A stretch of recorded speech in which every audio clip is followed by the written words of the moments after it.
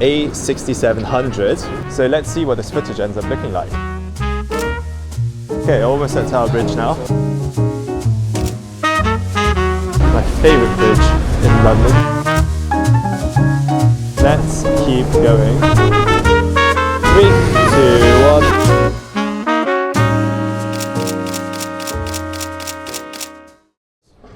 So, just stepped out the office. I'm going to be walking around with my new A6700 with my trusted street photography lens, the Tamron 17-70.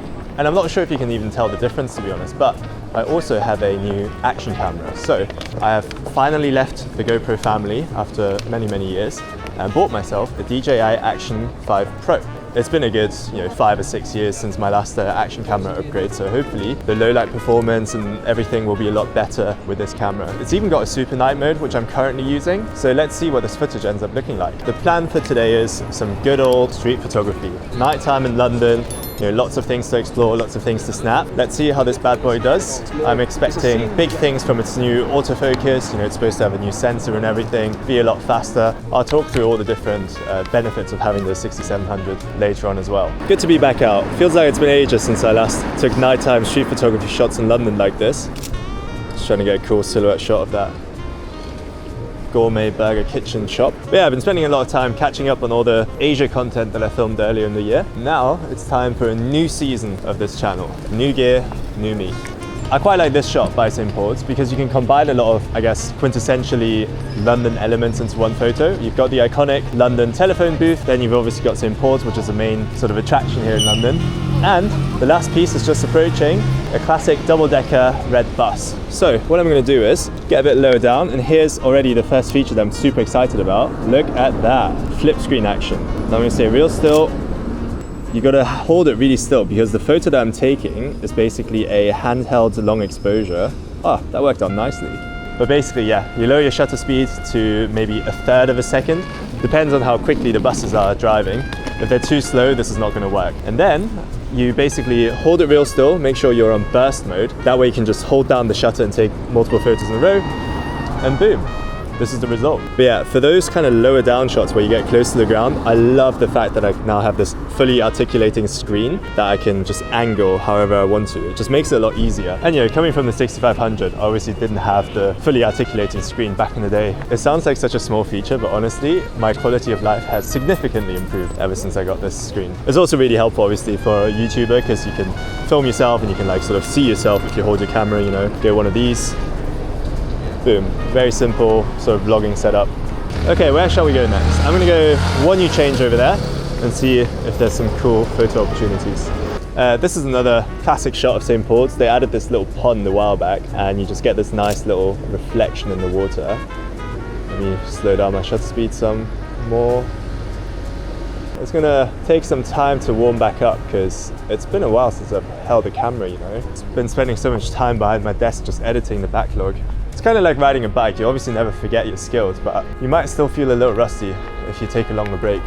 This is kind of a cool scene. I like the reflection of the escalator there in the window. That looks kind of neat. That's quite sick, actually. Little action shot. I can work with that. Let's see. I think there was a shot here that I liked. Yeah, there we go. And I'm going to leave the neck strap on, actually, just in case. I'm going to use my little monitor to help compose this image.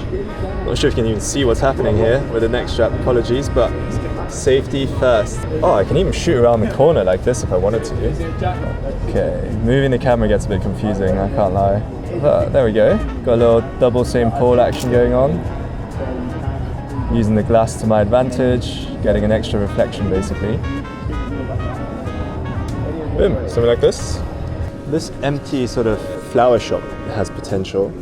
I want to say it potentially looks good with a little film preset maybe. Some sort of dark moody edit. Let me just find the right angle. Something like this maybe. Maybe a horizontal photo as well. Right, let's move on. So leaving the St. Paul's area, going to walk towards Bank. When you take a panning shot, obviously the background is going to be quite blurry. So the more lights you have in the background, the more crazy it's going to look. Because you want everything apart from the moving subject to be blurry. Let me see if I can do one.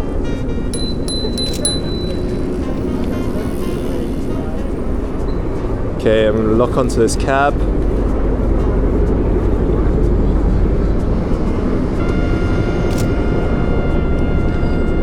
They weren't driving that quickly. I feel like maybe my shutter speed is a bit too slow. I'm gonna go 1/15 instead.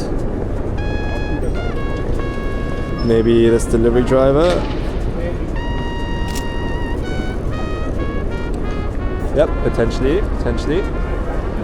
Let's keep going towards Garden at 120. I kind of rate how the walkie-talkie building is peeping out between these two. If I zoom into the max, you can make the buildings look a bit more closer to each other because of this concept called background compression. And it usually works quite well with sort of busy skylines or crazy buildings like this one. Just because I feel like it's a cool potential silhouette shot. So just gotta select your subject, then move as it drives past, and this is where the money shot's gonna happen. Hopefully you can pick up enough speed from the traffic light to the crossing. Okay, ready.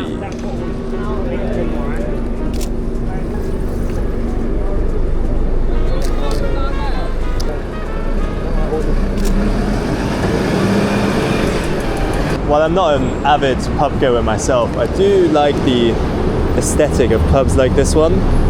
So people stood around outside, moody lighting. Looks good with a film preset. That building's looking kind of cool. I like the bright orange light there in the dark. Let's see how you would edit something like this. Okay, almost at Tower Bridge now. Let's get some shots there. I like this little pub under the bridge actually.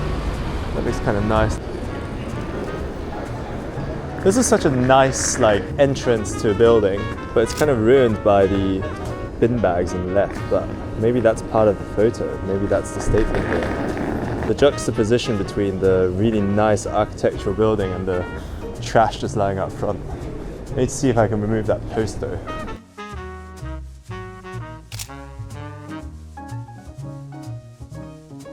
Let's grab a shot of Tower Hill, or Tower Bridge rather. I like how it's kind of framed by this dark blue arch with the lights. I'm trying to use the stairs as a bit of a leading line up to it. Psst. Hey, enjoying the video? Pretty good pictures, right? You want to know a secret? I edited all of these pictures in less than half an hour. How did I do it? Presets. If you want to stop watching hours and hours of Lightroom editing tutorials or aimlessly playing around with the sliders in Lightroom, there is a great editing shortcut called Presets, which will let you get edits like these at the click of a few buttons. If you want to check them out, they're pretty cheap. I've packaged them up into different sets for different styles of photography, and they're all available on my website. So if you're curious and you want to check out my presets or support the channel, check out my website. The link is in the description below. This is definitely my favorite bridge in London because it's the only one with sort of interesting architecture. You've got these two lovely towers. The blue colour is really nice as well. Maybe I can use the bridge to frame this cluster of buildings over there in Bank. Sorry, go first. See if we can get a cool photo of them. That's why I didn't get a Greg. The steam looks really nice actually. I'm a big fan. Wow, business is booming. Got a queue and everything today. It's time to show off another one of my new toys. You can tell I've been spending a lot of money on this hobby lately, but here we go. This is the newest addition to my camera bag, and it is an upgraded mini tripod. Reason why it's upgraded, see this little notch here? It'll allow me to position the camera vertically, which will work beautifully for some of these long exposures. This is probably my favorite long exposure spot in London because you have these two really nice clusters, obviously Tower Bridge and then Bank over there. Huge body of water, which is always nice for the reflections in the water. When you take a long exposure, let's say 10 seconds long, all these little waves, they get smoothened out. It's hard to explain, but the water just looks amazing. And then once it's smoothed out, all of the lights will be reflected and all the colors will be reflected, and it looks quite cool. I'm not gonna take this vertically. I think landscape actually looks better. Shows off the scene a bit more. How long should we go for? Let's do a 10-second one and see what that looks like. So shutter speed down to 10 seconds. You can see it on the screen here, how bright it's getting.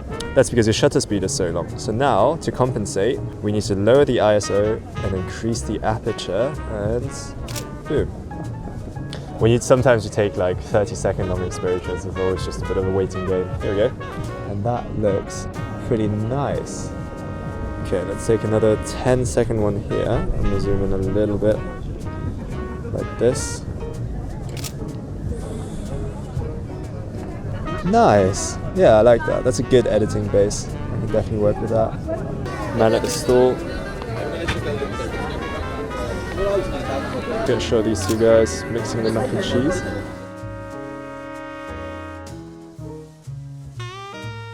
That's kind of cute.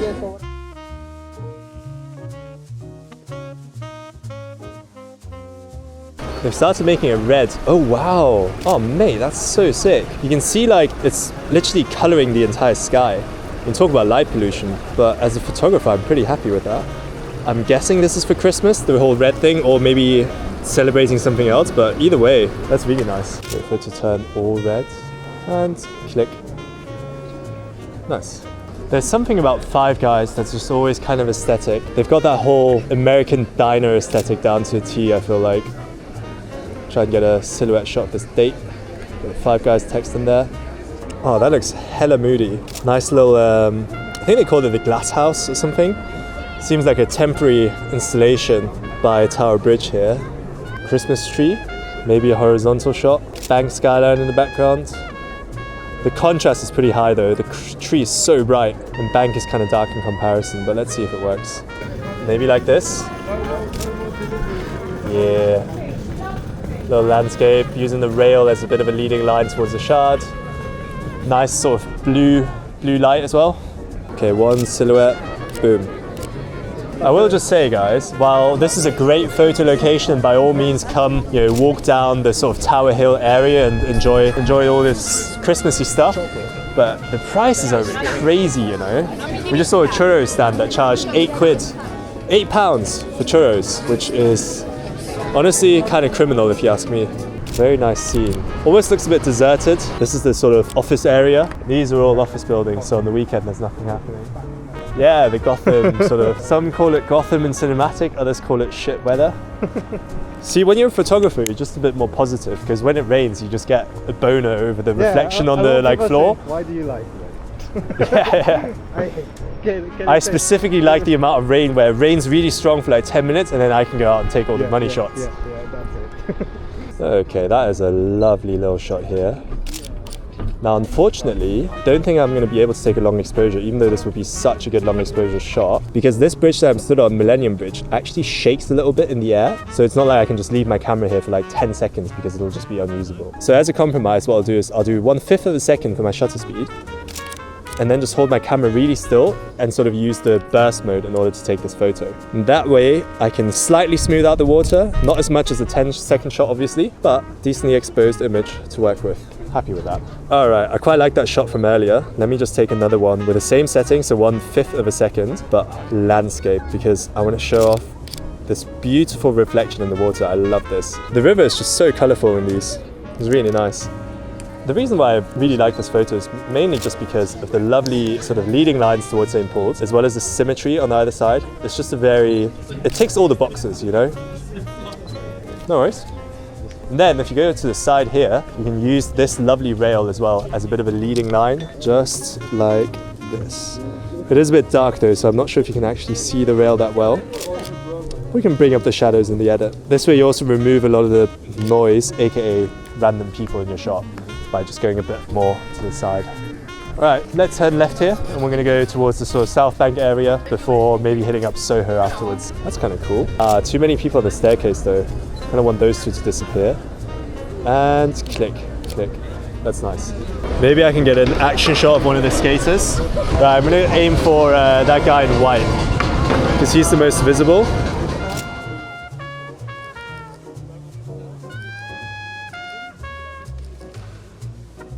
Oh, this is quite a nice perspective actually. I like the shadow that they're casting onto the path. It's a good level of busyness. There's people around, so plenty of subjects, but it's not so busy that you're just struggling to pick anyone out. I'm gonna take a shot here, and then in the edit, I'm gonna use a graduated filter to basically make all the water a bit brighter, boost the clarity, so the reflection looks a bit nicer. But there is just slightly too many people. But I'm gonna wait for a bus and see if I can take a shot. Okay, I can see a bus coming. Now I'm just gonna hold the hand still. Actually, I think I got it.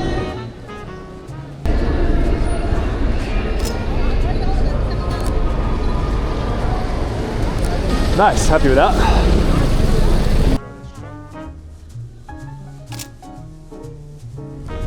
And off the road.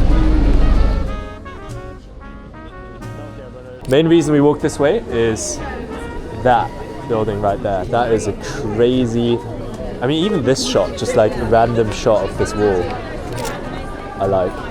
We're going to try and compose this a bit better.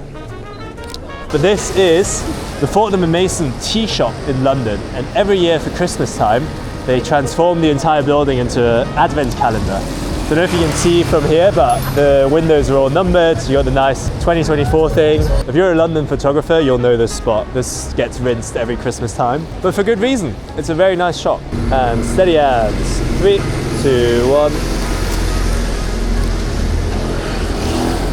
Boom, happy with that? Perfect.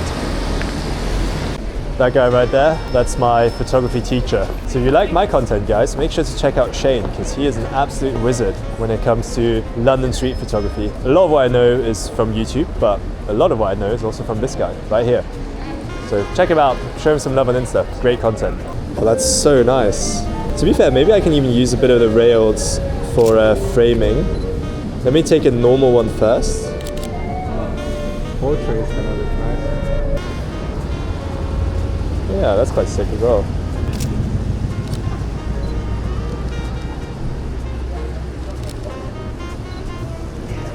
Perfect. Lovely scenes in Bond Street. Lights are being reflected in the floor. That's a perfect subject, actually. Nice. Every year it's something different. This year it seems to be galaxy themed, I want to say. I don't even know if my lens is wide enough, to be honest, to capture this all. I'm going to try. It's kind of hard. I don't really know how to compose this. I'm just going to get a detailed shot of the ornament.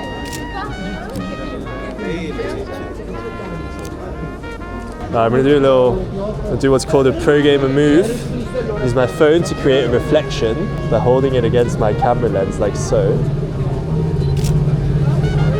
To be fair, I'll take that reflection shot. It's kind of alright. Now with this prism, yeah, you just have to kind of hold it, play around, and just see what works. Just some crazy shit. I don't even know if any of these are good. Yeah, guys, get a prism. It's really fun. They're pretty cheap. You can get them for like £10 on Amazon, and then you just kind of mess around with it. They're really good for portrait shoots. Especially for the negative space. If you just kind of fill it with the prism, it creates a cool effect.